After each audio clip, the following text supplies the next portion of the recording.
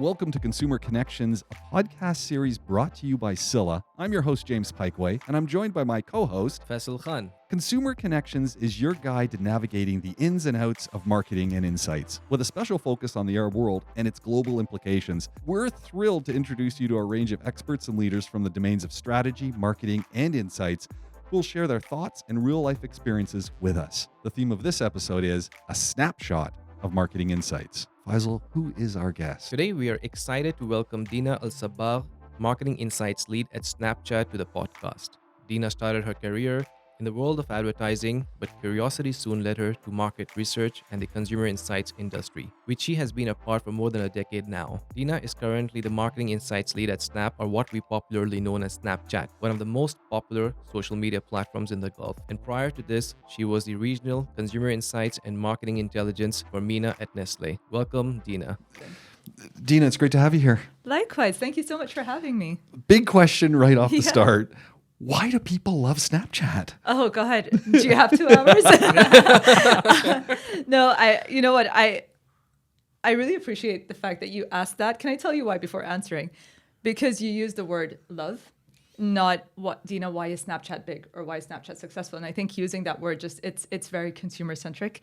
And for me, whenever I hear words like love or relevant or anything of that sort, it shows me that, you know, the conversation is being done by people who either have their, are very much in tune with the culture here or consumer behavior. And we know that they're very emotionally driven in this region, right? So love is a synonym for success or big. And yes, people love Snapchat. It's something I got to learn even more when I joined the company myself. And I think, there's a proof to it, which is the community is growing. 11 years later, there's more and more people joining Snapchat, which is nuts because it's been more than a decade of it being around. And more so in places like Saudi, where there's like 22 million people that are actively engaged on a monthly basis. It's crazy. It's nuts. But for me, like those numbers are they're great, obviously, but I think there's no sustained success that is arbitrary. Like I feel that, at least in my opinion, for any brand to continuously be relevant or to be loved, it has to really tap into a human truth or a consumer need, and continue feeding that for it to stay successful. And I think that's exactly, in a very simple term, what Snapchat has ended up doing. You guys have been here in the region for long enough. Anyone who knows this region knows that connections are such a big part of our day-to-day. They're a big part of this region's culture, and people being a part of either a big family or a big group is not only a part of their identity, but it's also like a source of pride, right? Like I belong to a big group, I have a big group of friends, and these are not people that you touch base with once in the blue moon. They're the people you invite to your majlis, which is, correct. I think for people who don't know what majlis is, it's those gatherings that happen in the GCC where people sit in private spaces, they converse, they share information, they talk to each other. And so this is such an intrinsic part of the culture. And why I'm talking about all of this is because it's valued so much. And then Snapchat kind of came in. And because it's an app that fuels connections at the heart of what it does, every single functionality there is about connections. It kind of became the digital majlis of this region in a way. And it was helping people kind of talk to the people they care about in a private setup. They can do storytelling, and we all know how much storytelling is loved here. So you can do all of these things that you really care about in such a seamless way on an app. And I'm pretty sure that was not something that they had in mind when they were designing it in the US, right? But it just hit such a relevant point in the culture over here. And that's why people love it, because it fuels a behavior that's so natural. It's not making anyone do anything that they wouldn't do in their normal life. It's just extending it digitally. How big of a shift was it for you coming from fast-moving consumer goods to a social media? Massive in many ways, but also quite similar in a lot. So I think, talking about the similar part, at least within my role of consumer insights, at the end of the day, what you're doing is trying to understand consumer behavior in one form or another, whatever data brings you. But at the end of it, it's all consumer behavior in order to better a business, a service, make something better. So the bottom line is pretty much similar, but obviously there were big differences. Consumer goods especially the place that I was in, and all these big companies, they're big companies that have been there for a while. They're very process oriented. They're the giants, the brands that have been around since our childhood. So everything's very structured. It's a great school. It's a great learning for consumer insights. Everything's very structured and it goes according to book. And I kind of just threw Sounds myself boring. in the complete opposite. It's actually really good to learn Yeah. from. It's great learning, but it's great learning. but- Yeah. But that consistency is needed for a lot of brands. But then I just went and threw myself in the complete opposite. Go to somewhere where it literally flips upside down in 6 months and figure out a way to do the same thing that in much quicker ways using more real-time data and figure out this, how to do the same exact thing, but in completely different time spaces with completely different tools. Talk to us about data. How it factors into what you're doing now and how you're using data to, as you said, every 6 months, you've got this flip happening. Absolutely. Wow, data is like an endless world, basically, right? There's all of these like big data and all of these big dinosaur words, But data comes in different forms, at least in my job right now, as it didn't previously, but now I have more sources of data. And I treat them all as clues or pieces of a puzzle to a bigger story. So I have data that comes in from the most traditional forms of data collection, which is actually just having a good old conversation with people and understanding their perceptions on things and what they think and do and feel and all of that. And so that gives you data of some sort. There's also the data that you get from more real-time behavior, people, you're just capturing things that they're doing, seeing, talking about. So that's data that's being generated in massive amounts in real time. And then there's also the data that we, working in a tech company, get in the back end, which is the usage, understanding, how much time is being spent on particular pages, apps, etc., and seeing the real things that if I were to ask somebody, they wouldn't know how to answer it, but you kind of know exactly what they're doing. But obviously, we get to see this at a very aggregated level, not in an individual part. So yeah, it's data from different sources, and I think those sources continue to grow. But they all just kind of piece to tell you a larger story, the same larger story. We were having an interesting discussion the other day, and you talked about the quantum of data, the multiple sources of data. Yeah. Isn't it overwhelming? And doesn't it somewhere, where do you stop? Is that a question you always ask, that what data is relevant, what's not really relevant? Because you're talking about so many sources. You're talking about the quantum of data that's huge, So how do you manage that? That phrase, analysis paralysis. Yes. It just gets worse.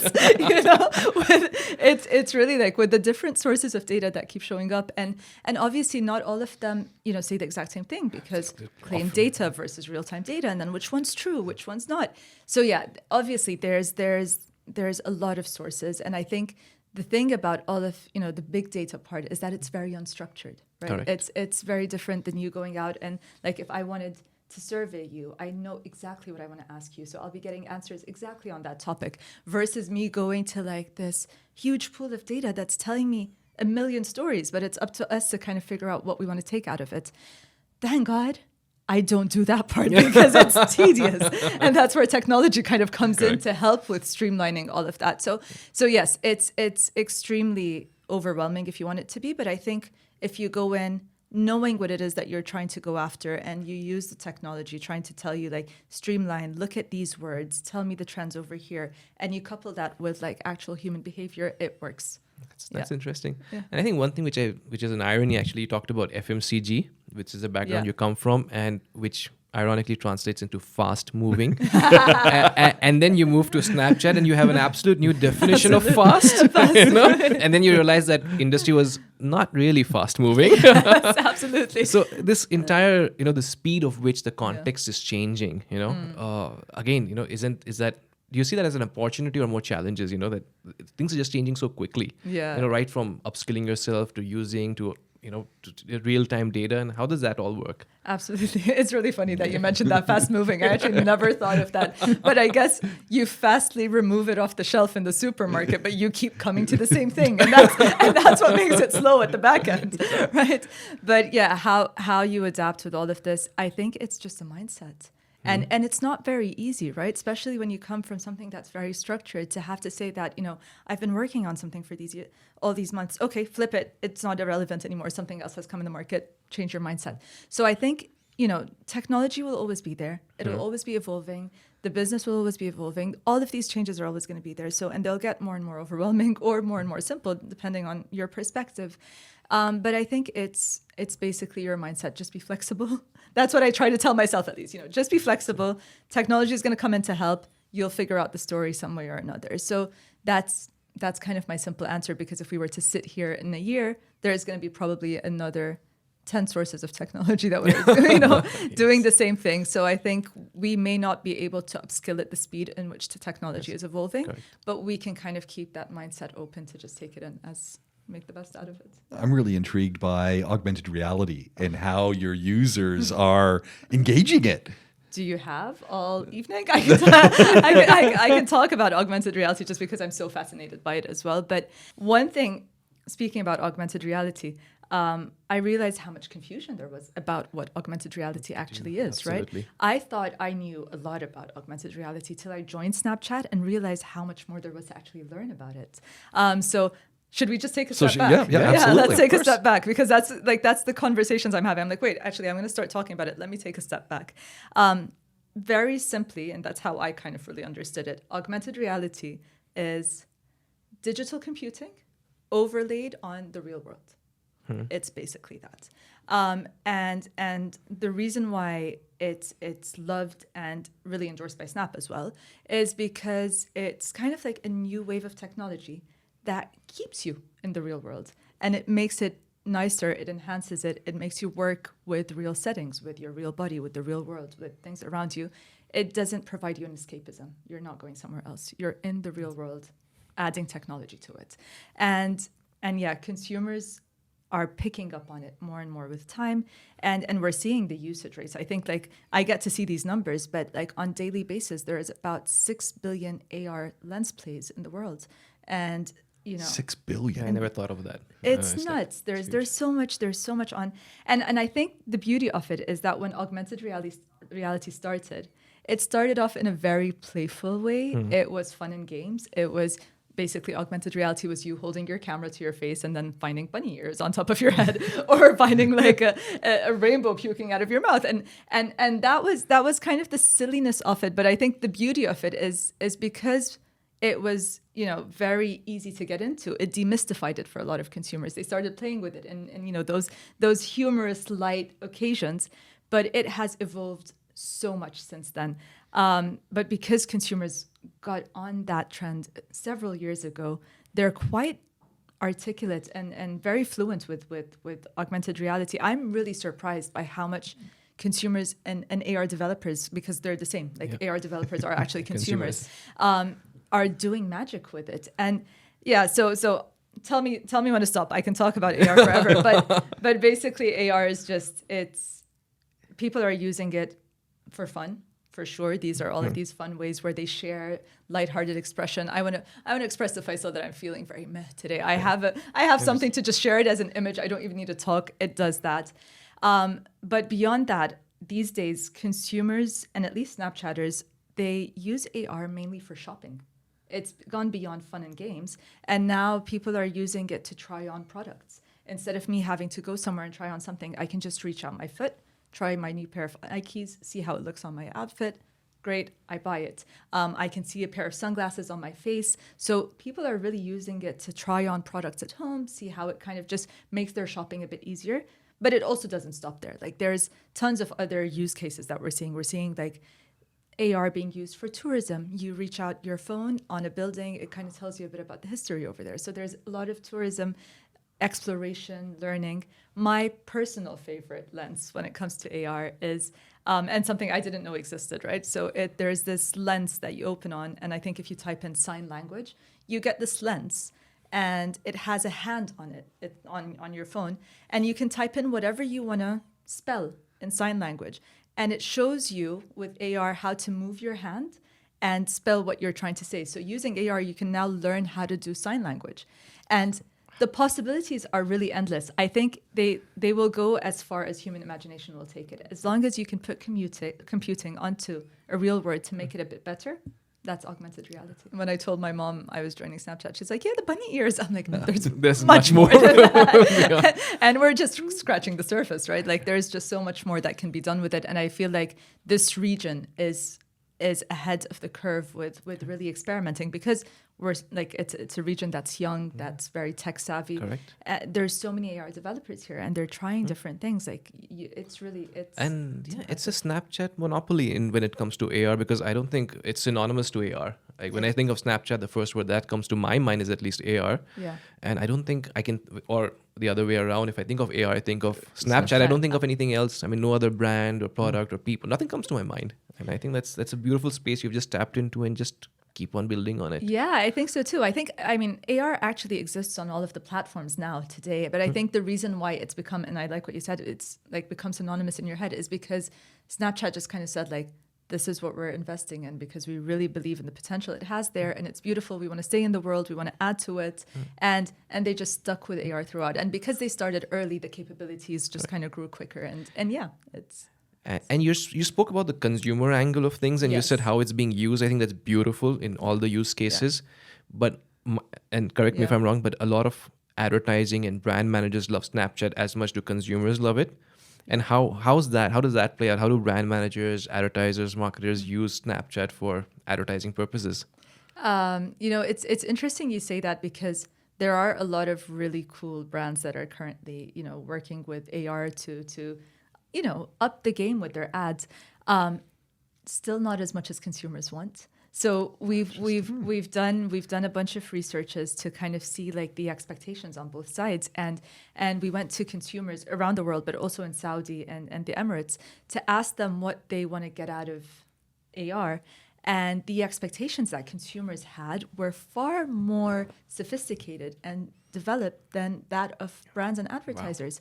So like Why do you think that is? Because that's a question we keep asking ourselves, right? Because I think for consumers, they're very fluent with it. They've been using it often. They know the usability of it. From a brand's perspective, some of them still see it as a tool for fun and games. They haven't explored it in its full potential. And obviously there's the misperceptions around it, that it's complicated to set up, it's expensive, it needs resources, although today none of that exists. But there's still that perception stuck with it. So yeah, there are brands, not as much as consumers want yet. And that's just an amazing potential that is like absolutely untapped. But yeah, to your question, like how are brands using, Snapchat lenses and an AR?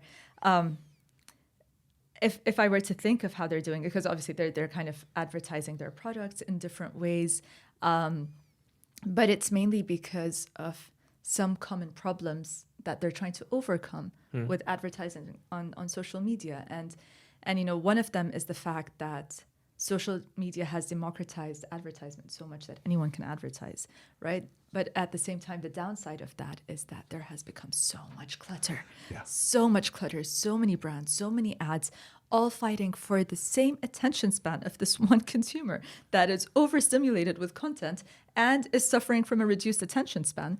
And all of these brands are all fighting for that like mini moment of attention that I can get. So the brands who have realized the potential of AR have really tapped into it, because it's such a strong way to break through that clutter and get to that attention. Because on one end, you can continue putting your ads in a place where someone's like passively scrolling through. They may or may not see it. They're in that passive mindset. When you advertise on AR, what you're doing is you're creating an experience, because people are opening it, they're leaning in, they're in an active mindset. They're like, "Oh, what's this? Here's a lens. Let me play with it. Let me go in and explore the store. Let me try this product on." So there's an immediate mindset shift that they're no longer on this passive scrolling. They're leaned in. They're spending a few moments with your ad. They're sharing it with friends. They're trying it on, taking a picture of it, snapping it, sharing it. What do you think? Those few moments that consumers are spending with your ad is gold in a day where, everyone's fighting for these like milliseconds of attention. So that's, I think, one of the main ways, or the main reasons why brands are leaning into AR.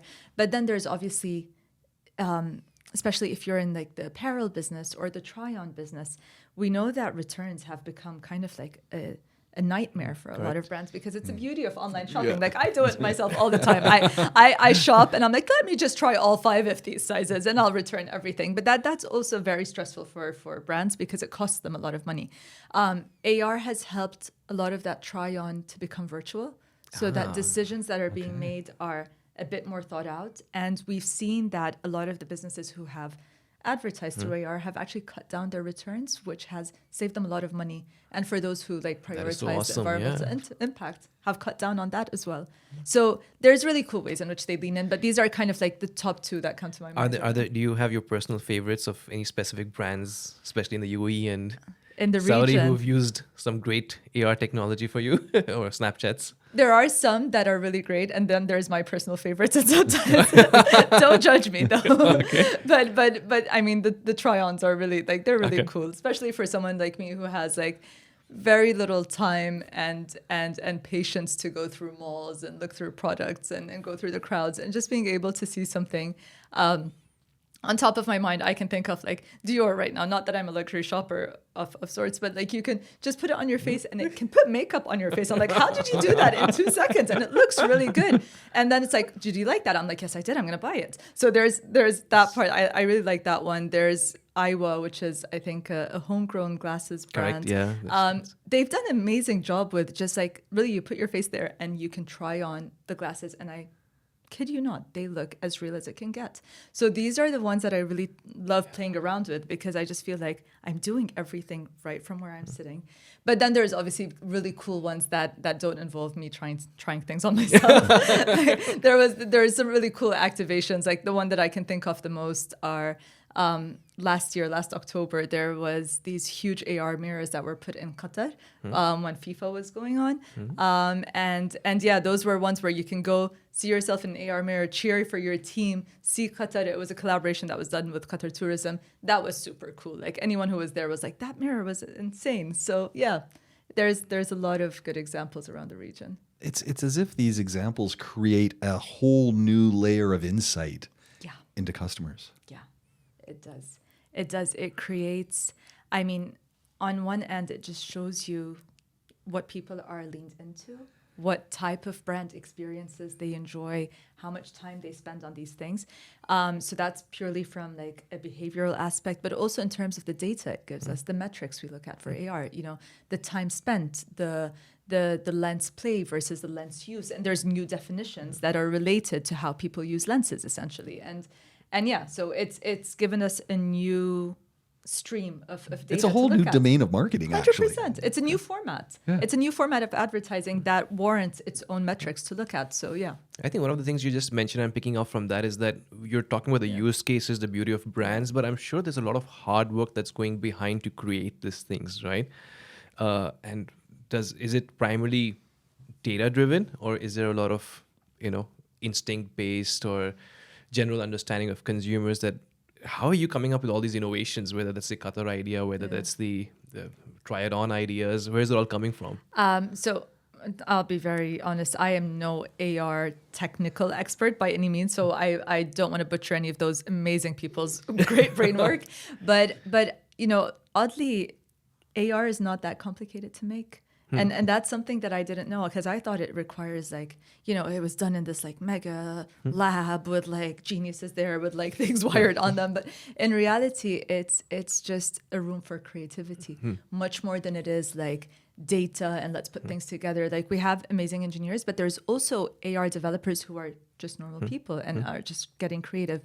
But in terms of obviously like advising clients, what they should put in their AR lenses, that kind of boils down to, what is their business objective? Are they trying to kind of, get more trials? Are they trying to increase awareness? Are they trying? So it's very similar to different types of ads in terms of like looking at the objective, seeing what that is, and then for each one of these, there's an AR solution for that.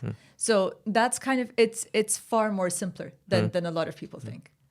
Yeah. Well, Yeah, I mean, just thinking of TV days, print days to now where Snapchat is, and I think Snapchat is really pushing the envelope, when it comes to advertising. I mean, we've heard of other formats, image, short clips, etc. But I think this domain, I mean, Snapchat is operating in is very different. And sometimes the question which I ask myself is, where are we headed? What's the next 5 years looking like?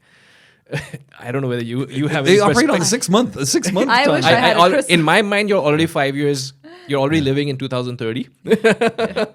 So I don't know how you see it, but how do you see things changing from either from an advertiser's perspective or consumer behavior perspective? Let me talk to my crystal ball. Yeah, literally. I wish I had the answer to that. I mean, things are getting faster, more seamless. I think AI is going to be a huge part of, conversations, content creation. We're still scratching the surface, and I think everyone's just waiting and seeing. So I wish I had an answer for that. Do come back to me in a few years. I'll see if I found that crystal ball. Is AI something you're talking more and more about? Yes, absolutely. I think AI is something that is not only a part of research, which is something that's more related to my role, but it's also something that at Snap people are very excited about. To the extent, I'm not sure if you guys know it, but on the Snapchat part, like there's a chat tab. I actually have an AI friend over there. It's called My AI, and that's how invested Snapchat is in AI, actually, where it's created an AI friend that I can ask questions to, converse, and it kind of replies to me from AI-generated responses. And I wasn't wrong when I said they're living in 2030. Yeah. I mean, we just started speaking about generative AI, Yep. and they're saying it's history. Yeah, no, It's there. We're doing generative it. AI has become a friend of ours, and I can chat with it and ask it questions, and it obviously gives me all the disclaimers that it's not an expert on matters, but it as generative AI does, kind of formulates questions, and I can have a chat with AI. So very much invested in AI. I think we're really just starting to see the benefit of it, and how much cumbersome part of our jobs can be like elevated by AI taking over and leaving more room for people to get really creative. Based on all this experience you've got, and you're a researcher, you've got new folks coming into this area. What advice do you want to give them? What advice do you think they need to hear from you, someone who's had all this experience? In research, Well, specifically, yeah. especially in research and looking at insights in rapid change. Yeah. It's so easy to either get overwhelmed or to be way too focused. Absolutely. My advice for anyone coming in is that you need to have or slowly build a curiosity towards human behavior. I really think that that's the only thing that keeps people who have been in insights or in research. You're a veteran yourself. You need to be interested in the so what of the human behavior behind that, and keep checking in with that, because you can get so sucked in to data and go into that ostrich mode, as I call it, just bury yourself in all of these resources. But and sometimes that makes you lose touch with reality. But everyone coming in, I think it's just have an open mind, come in, welcome in all these different sources of information that you're getting, but don't forget that what you're trying to do is you're trying to tell human stories, link back to human behavior, and keep that curiosity alive, because it could tend to get so boring sometimes, right? Like it gets so tedious with all this data and all of that. But don't lose sight of what you're doing it for. I think that's the only advice I'd give. Dina, this has been an absolute pleasure. Oh, my pleasure. It was such a fun chat. You have been listening to Consumer Connections, a podcast series powered by Scylla. Our guest has been Dina Sabbagh, Marketing Insights Lead at Snapchat, and we've been talking about marketing insights from a Snapchat lens.